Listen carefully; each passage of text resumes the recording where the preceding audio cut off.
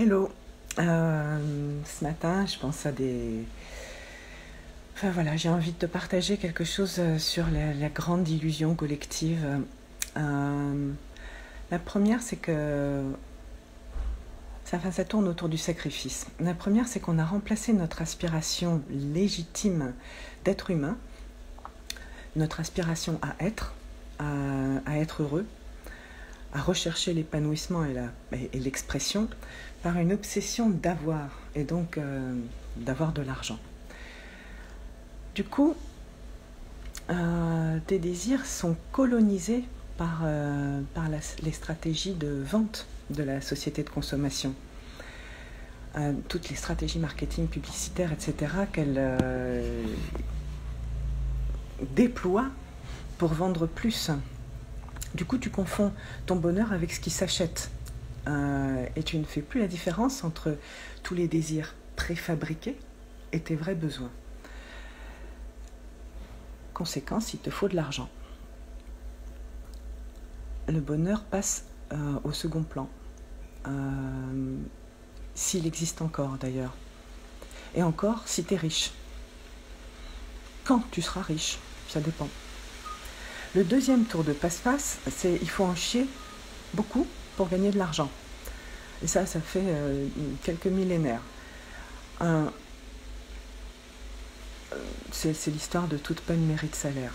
Alors ta capacité à souffrir mesure ton mérite à gagner de l'argent. Si tu ne souffres pas, c'est que tu ne mérites pas. Pour être heureuse, sacrifie-toi. Super promesse, quand tu y penses, c'est si tu en chies tous les jours, tu seras en capacité d'acheter des trucs. Alors tu brides ta valeur, ta créativité, les talents que tu peux offrir au monde, ta manière unique de contribuer finalement. Tu brides tout ça parce que, 1, ça ne te semble pas rentable à première vue, pas monétisable, pas valorisable. 2, tu cesserais de mériter de l'argent si tu jouis de ce que tu fais. La conséquence, c'est que ta vie professionnelle risque de devenir le cimetière de tes aspirations et de ta vraie valeur par la même occasion. Alors tu les fais taire en toi, tu les renies, tu les mets sous une grosse chape de plomb. Puis par besoin de compenser cette grande frustration, ta vie personnelle, elle, devient une course à la consommation. Un étalage de trophées gagnés en luttant contre toi. Cette voiture-là, c'est 1 an sans voir tes enfants le soir. Cet appartement, c'est ton burn-out. Cette robe, c'est pour passer ta colère. Ça et ça, c'est pour faire taire tes peurs, tes besoins de sécurité. T'as peur de pas être suffisante. T'as peur de manquer de temps. T'as peur de manquer d'argent, de sécurité, de tout ça. Tu étouffes tes vrais projets, ta valeur intrinsèque, tes désirs profonds sous une grosse couche de sacrifice pour pouvoir acheter des trucs qui compensent.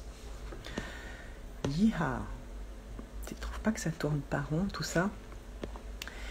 En fait, au départ, c'est de la grosse hypnose collective. Hein, c'est des trucs qui datent de 21 siècles, hein, voire davantage. C'est des trucs qu'on peut apprendre à déconstruire. Ma proposition, hein, c'est de regarder ça différemment, c'est de transformer le cercle vicieux en cercle vertueux, de t'imaginer comment ce serait pour toi si tu exprimais le meilleur de toi avec passion, tout en améliorant la qualité de ta vie en fait. Chaque euro que tu gagnes pourrait être gagné en échange du meilleur de toi que tu donnes au monde, en échange de ta façon unique de contribuer en fait. Chaque euro dépensé pourrait nourrir tes vrais besoins, tes vrais désirs, informer le monde de tes valeurs, de ce en quoi tu crois. C'est vrai que ça semble un peu renversant, hein, mais c'est tout ce que je te souhaite. Pour ça, en fait, tu peux commencer à déposer en toi 2 super questions. Quels sont tes besoins profonds? Tes besoins. C'est-à-dire si tu vires tous tes besoins de compensation en fait, tout ce dont tu as besoin pour compenser les frustrations. Donc tes vrais besoins, c'est quoi? Et la deuxième question, c'est quels sont tes talents?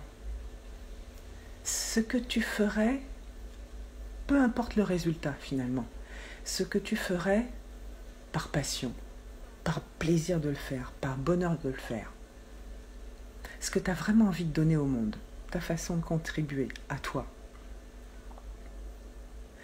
Après, tout le reste, c'est comment on fait pour faire coïncider, pour passer de l'un à l'autre, etc. Mais en réalité, le plus important, c'est déjà de commencer à réfléchir à ça. Si tu veux aller dans ce sens, dans ma bio, tu peux trouver les liens pour mon blog, pour ma newsletter, pour mes ressources en ligne. Tu peux trouver un lien pour des outils et des ressources à acheter et des liens pour mes accompagnements. Et puis tu peux m'envoyer un petit mot, je tâcherai d'y répondre. Bye bye.